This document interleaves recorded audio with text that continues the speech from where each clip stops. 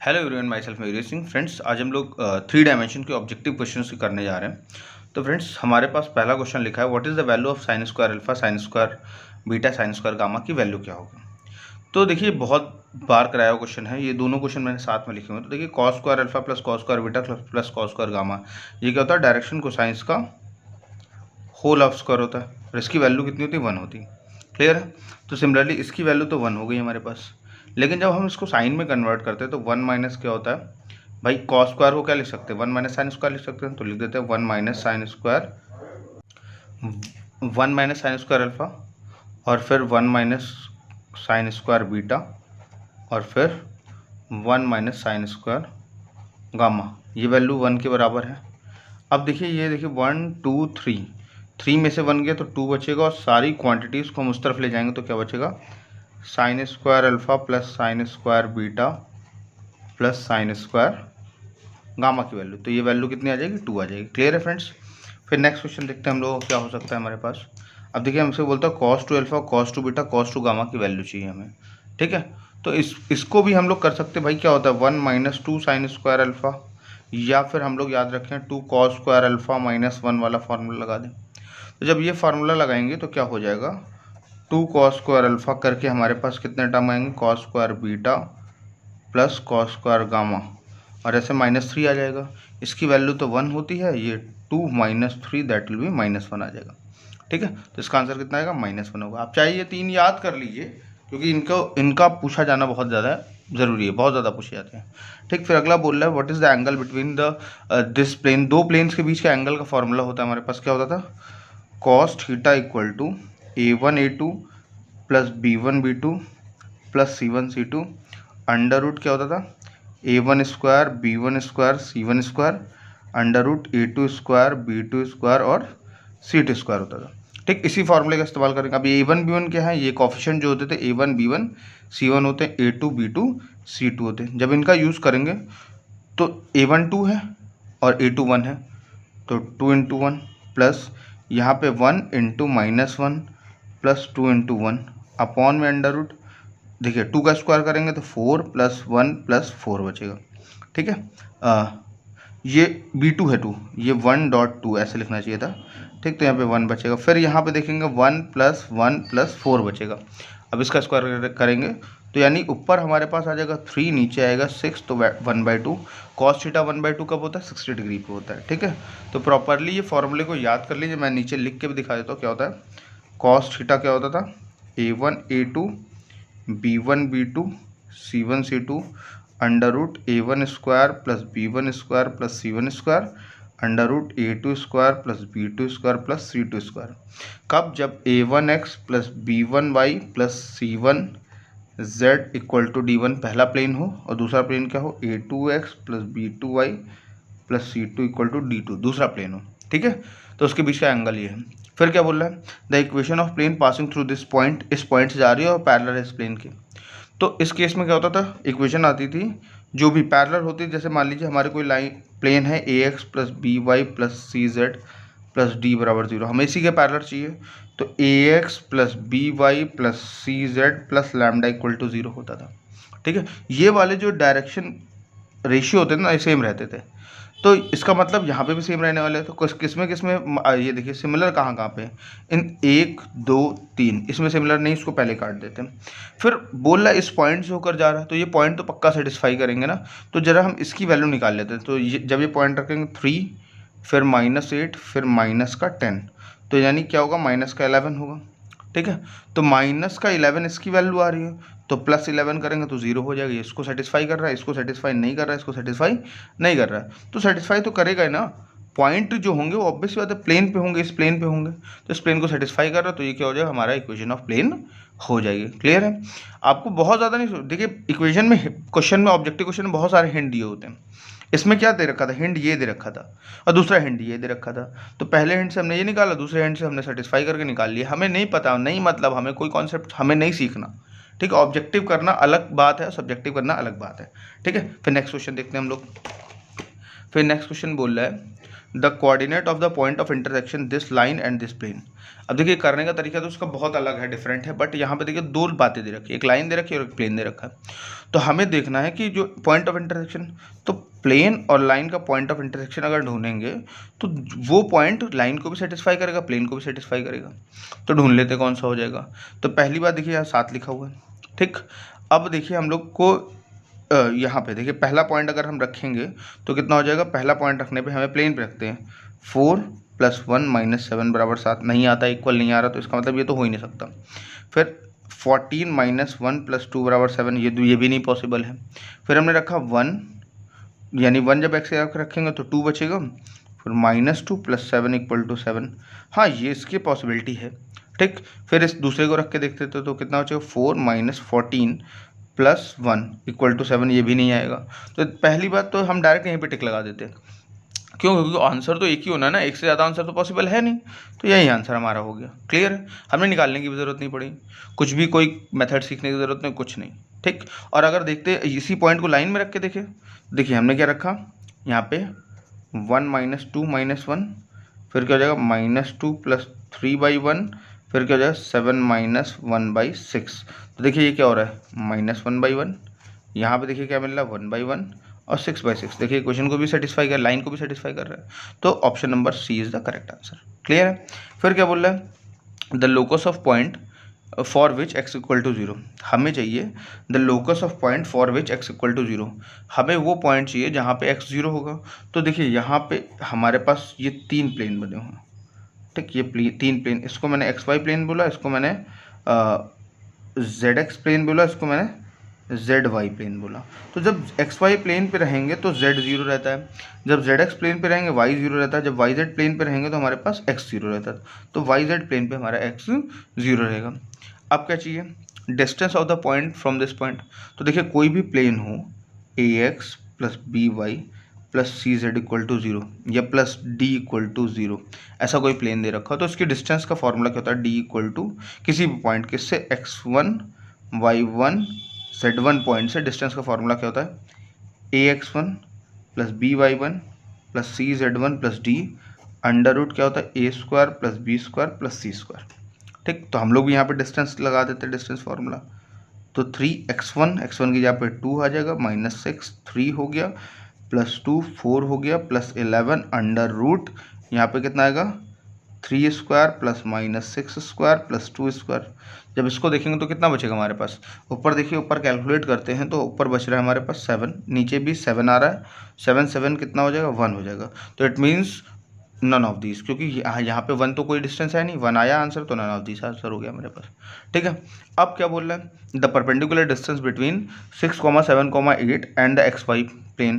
तो XY plane के बाद की डिस्टेंस चाहिए। तो XY प्लेन क्या होता है, ज़मीन वाला प्लेन जो होता है वो XY प्लेन होता है, और ये पॉइंट कहीं हवा में होगा।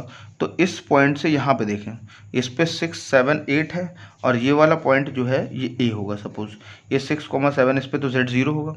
अब इसके बीच की डिस्टेंस देखिए तो कितनी यूनिट दिखाई पड़ रही, 8 यूनिट। तो 8 यूनिट ये हो जाएगी हमारे पास, ठीक। फिर क्या चाहिए, angle of the diagonal of the cube. तो देखिए मैंने बिल्कुल बता रखा है angle of diagonal between cube क्या होता है, या तो cos इनवर्स 1/3 होगा, या फिर cos इनवर्स -1/3 होगा, ठीक है। तो इसी से हमारा एंगल निकल आएगा। क्लियर है। तो इसको बिल्कुल रट लीजिए कि भाई the angle between 2 diagonals of the cube, 2 diagonals के बीच का क्यूब का एंगल क्या होगा, यही इन दोनों में से एक ही होगा, ठीक है। नेक्स्ट देखते हैं हम लोग, नेक्स्ट क्वेश्चन देखते हैं। फिर अगला कह रहा है the distance of the point from the X axis. तो इस पॉइंट की एक्स एक्सिस से डिस्टेंस पी की क्या हो जाएगी, a, b, c।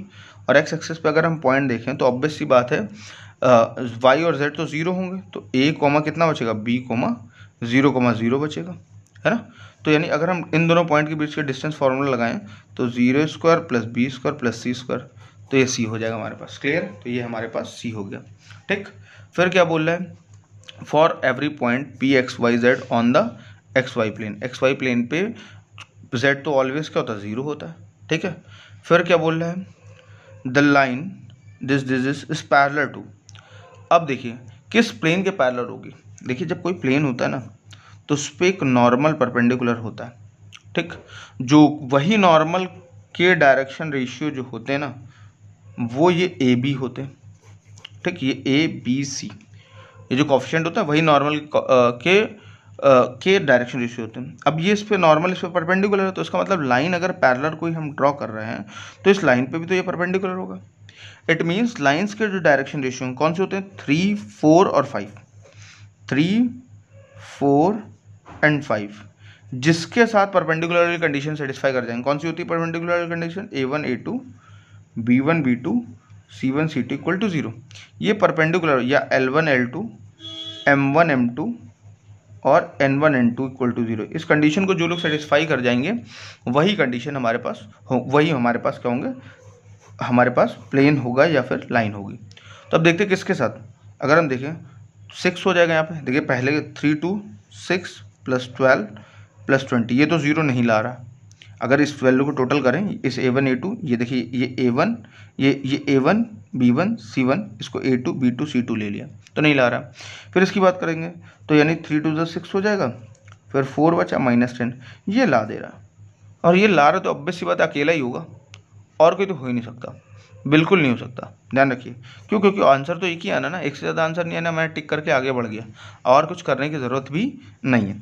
क्लियर है। फिर नेक्स्ट क्वेश्चन बोल रहा है, if the line making angle from the 4 diagonal of the cube is alpha beta gamma delta. इस सवाल को भी याद कर लीजिए बिल्कुल कि भाई अगर alpha beta gamma delta angle बनाते हैं 4 डायगोनल के साथ, तो उसकी वैल्यू कितनी, उसकी वैल्यू कितनी होती है हमारे पास 4/3। इसकी cos square alpha plus cos square beta, इन सबकी वैल्यू कितनी होती है 4/3। और जब यही sine square alpha plus sine square beta plus sine square gamma और डेल्टा के साथ देखेंगे तो ये वैल्यू होती है 8/3। क्लियर है फ्रेंड्स, ये क्या होती है 8/3 होती है। आगे बढ़ते हैं हम लोग, देखते हैं यहाँ पे। हाँ तो फ्रेंड्स, अगर आपको ये सारे क्वेश्चन का पीडीएफ चाहिए, ये सारे क्वेश्चन का पीडीएफ चाहिए, तो आप कुछ मत करिए, डिस्क्रिप्शन में आपको एक टेलीग्राम ग्रुप का लिंक दिया रहेगा, उस ग्रुप को आप ज्वाइन कर लीजिएगा और आपको यहाँ पे पीडीएफ मिल जाएगा। ठीक है, नेक्स्ट क्वेश्चन देखते हैं। द लाइन x-1 के, ये लाइन दे रखी है, कोप्लेनरिटी की बात कर रहा है। कोप्लेनर होने कंडीशन क्या होती है, जैसे ये कोई लाइन है x-x1 upon A1, y-y1 upon B1 और z-z1 अपॉन C1, और दूसरी लाइन है x-x2 upon A2, y-y2 upon B2, z-z2 upon C2, ये दे रखा है। तो क्या हो जाएगा x2 - x1, y2 - y1, z2 - z1, A1 B1 C1 और A2 B2 और C2। ठीक, ये वैल्यू हो जाएगी हमारे पास। क्लियर है। अब इसको देखते हैं हम लोग यहाँ पे आकर के। अगर हम बात करते हैं यहाँ पे दो, ये x2 है, 2 में से 1 गया तो 1 बचेगा, 3 में से 4 गया तो -1 बचेगा, 4 में से 1 गया -5 बचेगा। ये k2 और 1 1 1 और k हो गया। ठीक, फिर उसके बाद क्या हो जाएगा हमारे पास, अगर हम इसको सिंप्लीफाई करें तो नंबर ऑफ़ ज़ीरो बढ़ा लेते हैं, इसको इसमें उठा के जोड़ देते हैं तो ये 0, ये k+2 और यहाँ पे कितना बचेगा, यहाँ पे 2 बचेगा। ठीक, फिर इसको इसमें घटा देते हैं, जब घटाएंगे तो ये 0 बचेगा, यहाँ पे कितना बचेगा, यहाँ पे बचेगा 1 और यहाँ बचेगा 1 + k, और ये -1 1 और -k हो गया। अब हम थर्ड पहली रो के अलॉन्ग एक्सपैंड कर देते हैं। जब पहली रो के अलॉन्ग एक्सपैंड करेंगे तो k+2 k+1, बाकी सारे तो कोफिशिएंट 0 होंगे, सिर्फ ये वाला बचेगा, ये निगेटिव बचेगा। ठीक, -2 बचेगा। अब जब हम इसको सिंप्लीफाई करेंगे तो k की वैल्यू हमारे पास एक आएगी -3 और एक आएगी 0। तो अगर हम देखें यहाँ पे 0 तो हमारे पास कोई ऑप्शन ही नहीं, तो -3 हमारे पास ऑप्शन हो जाएगा। क्लियर है। देखिए, बेसिक कैलकुलेशन तो आपकी अच्छी होनी चाहिए ऑब्जेक्टिव करने के लिए। ठीक है, अगला देखते हैं। The equation of plane passing through this point and parallel to the X axis. अब एक्स एक्सिस के अगर कोई प्लेन पैरेलल है, देखिए यानी इसका मतलब वो कहाँ से जा रहा होगा, YZ प्लेन से जा रहा होगा। ऑब्वियस बात है, कहाँ से जा रहा होगा, YZ प्लेन से जा रहा होगा। ये वाला प्लेन जो है YZ प्लेन है ना, ये वाला प्लेन YZ प्लेन है। ठीक है, ये वाला प्लेन क्या है, ये वाला YZ प्लेन है और ये ZX प्लेन है। तो यानी ऐसे लाइन जा रही होगी, यानी एक्स एक्सिस पैरेलल, तो यानी उस पर एक्स तो पूरी तरह 0 होगा, तो एक्स तो आना ही नहीं मेरी इक्वेशन में, इसको काट दिया दो इक्वेशन को, ये बचा। अब ऑब्वियस सी बात है, इन दोनों पॉइंट से जा रहा है तो ये पॉइंट तो ऑब्वियस बात मेरी इक्वेशन को सेटिस्फाई करने वाले ना, ये दोनों पॉइंट तो मेरी इक्वेशन को सेटिस्फाई करने वाले। तो कौन सा वाला, देखिए अगर हमने y की जगह पे 3 रख दिया और z की जगह यहाँ पे z की प्लेस पे 1 रख दिया तो -7, ये सेटिस्फाई कर गया।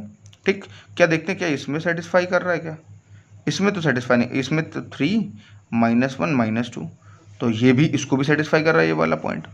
अब एक और देख लेते हैं, क्या ये वाला भी इसको सेटिस्फाई तो नहीं कर रहा है, 5 -3 -2 इसको सेटिस्फाई कर रहा है। अब देखिए, अगर हम ये वाला पॉइंट देखें, ये वाला पॉइंट कौन सा, 5 अगर रखेंगे तो 5 + 12 - 7, सॉरी, है ना, तो ये तो सेटिस्फाई नहीं कर रहा, तो इसका मतलब ये गलत हो गया, तो ऑप्शन नंबर डी हमारा क्या हो गया, करेक्ट हो गया।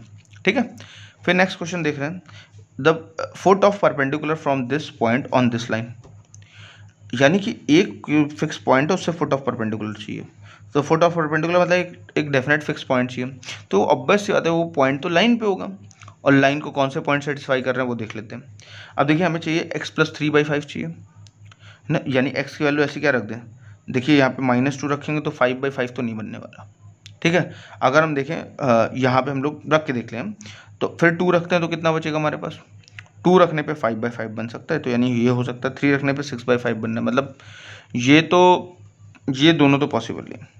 अगर हम देखें 2 रखने पे मिल रहा है तो ये 5/5 हो गया, इक्वल टू -1 रखेंगे तो यहाँ पे -2 बचेगा, और अपॉन 2 यानी वो -1, और ये वैल्यू तो 1 आ रही है, तो यानी ये वाला रखते हैं 3 - 2 2/2 आ गया, और जब ये रख देंगे तो 3/3, यानी ये वाला पॉइंट कंप्लीटली लाइन को सेटिस्फाई कर रहा है, और सब फाइनली 1 के बराबर आ रहे हैं, तो इट मीन्स ये वाला पॉइंट हमारा हो जाएगा। फिर क्या बोल रहा है, द स्ट्रेट लाइन जिसके डायरेक्शन रेशियो दे रखे हैं और पैरेलल किस एक्सिस के ये पैरेलल होगी हमारे पास, तो ध्यान रखिए ये किसके पैरेलल होगी, देखिए जिसका डायरेक्शन रेशियो 0 हो गया ना, उसको छोड़ के, जैसे इसमें 2 0 हो जाते तो x के पैरेलल होती, सिर्फ यहाँ पे क्या बोल रहा है, सिर्फ एक z वाला 0, तो x और y दोनों के पैरेलल होगी, x और y दोनों के पैरेलल होगी। क्लियर है फ्रेंड्स, अगला देखते हैं।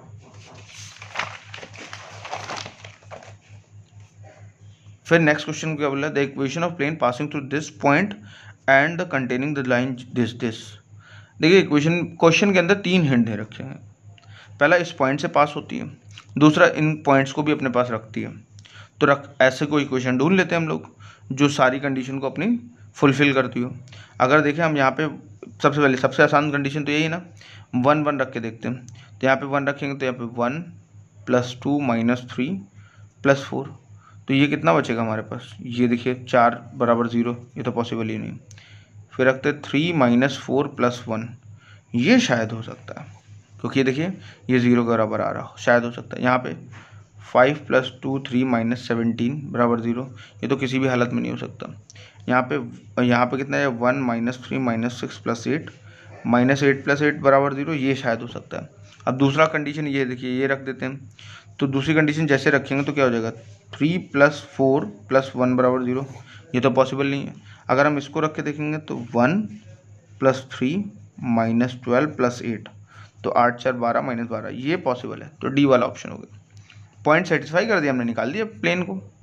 आपको ज़रूरत ही क्या है सीखने की, है ना, अगर आपको ऑब्जेक्टिव क्वेश्चन करना तो इतनी दूर जाने की ज़रूरत ही नहीं, कॉन्सेप्ट ऑब्जेक्टिव सीखने से भी कॉन्सेप्ट थोड़ा बहुत क्लियर होता है। ठीक है, अगला क्वेश्चन देखते हैं, the system of equation for the line the intersection of plane, यानी दो प्लेन एक दूसरे को किसी पॉइंट पर कट कर रहे हैं, वो पॉइंट चाहिए हमको, तो ये देखिए ये लाइन पे पॉइंट कौन से होंगे, 1 2 और 0 होंगे।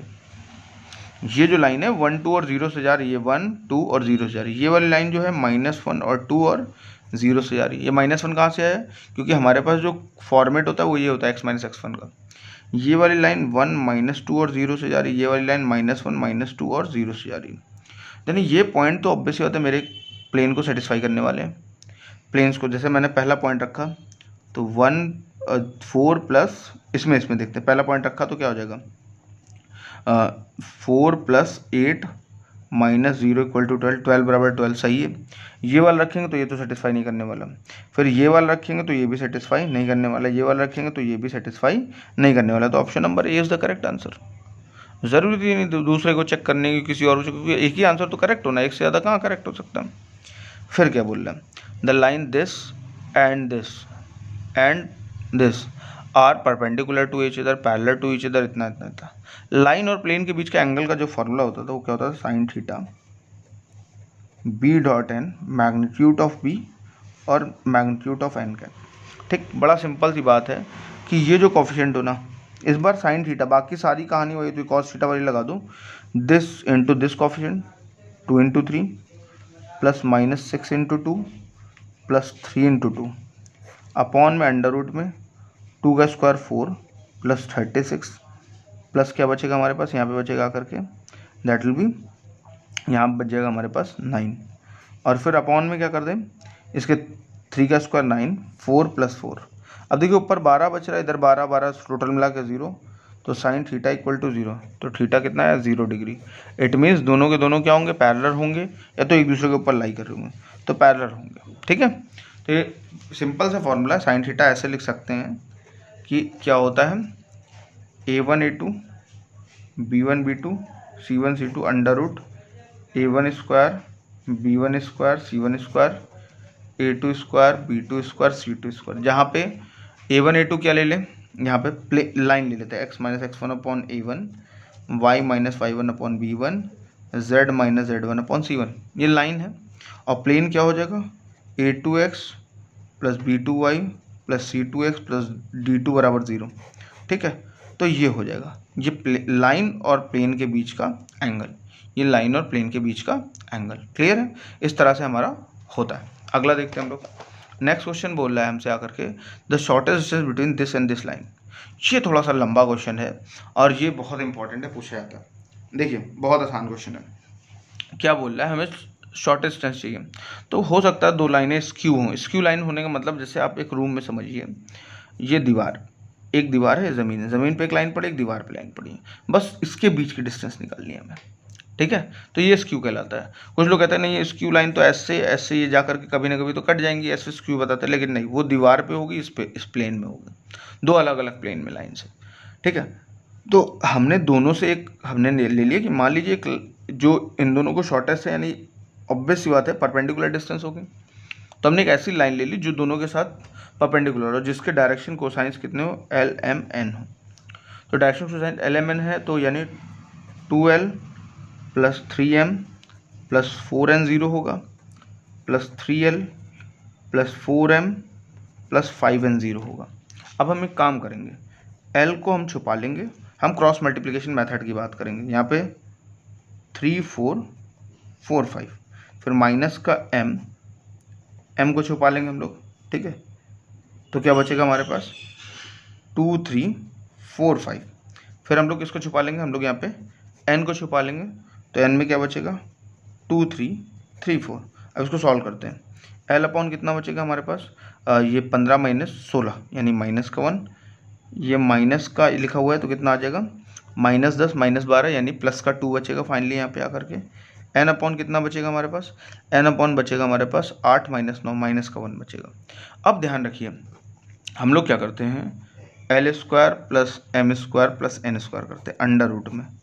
क्यों ये कर सकते हैं हम लोग, कुछ भी, मतलब आप तीनों को जोड़ करके अपॉन में तीनों एडिशन में लिख दीजिए, आप कुछ भी कर सकते हैं ये, लेकिन ये प्रोसेस आप याद रखिए।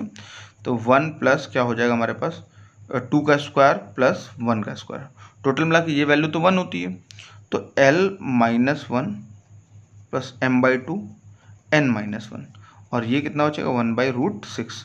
तो L की वैल्यू -1/√6, M की वैल्यू कितनी हो जाएगी, M की वैल्यू हो जाएगी हमारे पास, देखिए ऊपर लिख लेते हैं, M की वैल्यू हो जाएगी हमारे पास 2/√6, और N की वैल्यू हो जाएगी -1/√6, और L भी कितना है -1/√6। तो डिस्टेंस निकालना बड़ा आसान काम है, क्या x2 - x1 L और y2 - y1 M और z2 - z1 N होगा। क्लियर है। अब देखिए x2 - x1 की बात करेंगे, तो ये यहाँ पे x1, ये सारे यहाँ के कोऑर्डिनेट 1 2 और 3 हैं, यहाँ कोऑर्डिनेट 2 4 और 5 हैं, तो 2 - 1 और L की वैल्यू कितनी हो जाएगी -1/√6। ठीक, अब यहाँ पे 4 - 2, यहाँ पे कितना हो जाएगा 2/√6, और यहाँ पे कितना हो जाएगा 5 - 3, और यहाँ पे -1/√6। अब देखिए आकर के हमारे पास पहला बच रहा है यहाँ पे बचेगा -1/√6, यहाँ पे बच रहा है 2 2 4/√6, और फिर अगला क्या बच रहा है 2/√6। ठीक, तो टोटल मिला के देखिए क्या बन गया हमारे पास, अगर हम काउंट करें यहाँ पे आकर के, और यहाँ पे माइनस का 2/√6, आई एम सॉरी। ठीक है, तो ये बच रहा है हमारे पास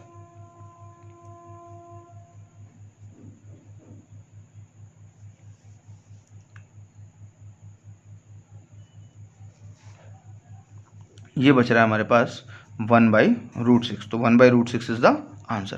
क्लियर है फ्रेंड्स, तो आगे बढ़ते हैं, आगे देखते हैं। the plane meeting with the coordinate x a b such that the centroid of the triangle abc is 2 3 this, then the equation of the plane. अब centroid obviously the plane पे तो होगा ही होगा, लेकिन इसके लिए मैंने आपको कॉन्सेप्ट एक सिखाया है, आप पहले के वीडियो के देखिएगा। तो मैंने बताया था कि अगर ये a है, ये b है और ये c है, तो x by a plus y by b plus z by c बराबर 3, ये इक्वेशन होती है, ठीक। और जहाँ पे क्या होता है, यहाँ पे ये 2 3 जो 4 हैं ये सेंट्रॉइड पे होते हैं। या हम ऐसा लिख सकते हैं कि भाई यहाँ पे जो ये जो सेंट्रॉइड वाले ये पी क्यू आर लिखे जा सकते हैं ऐसे करके, ठीक है। ये पी क्यू आर वाले जो पॉइंट है सेंट्रॉइड वाले पॉइंट है, ठीक है।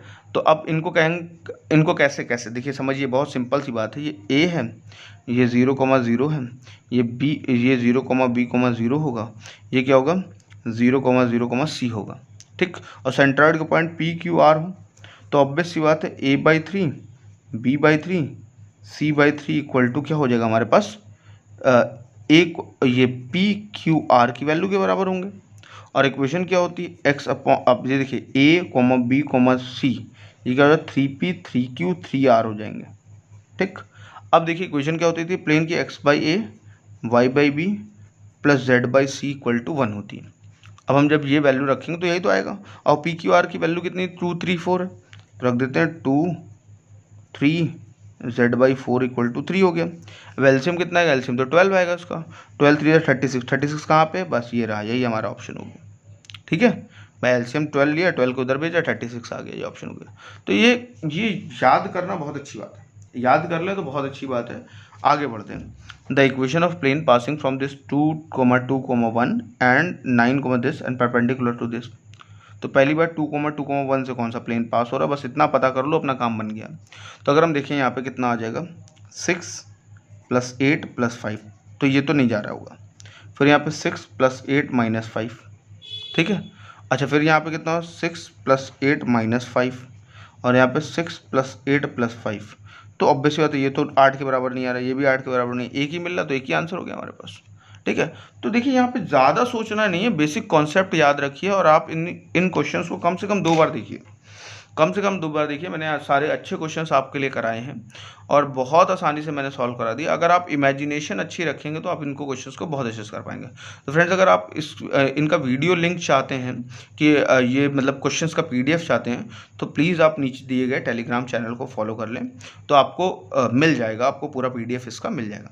तो वीडियो आपको अच्छा लगा तो अपने फ्रेंड्स इसको जरूर शेयर करें, आपके एग्जामिनेशन पास में आ रहे हैं BSc वाले, ठीक है। तो thank you friends, thank you very much.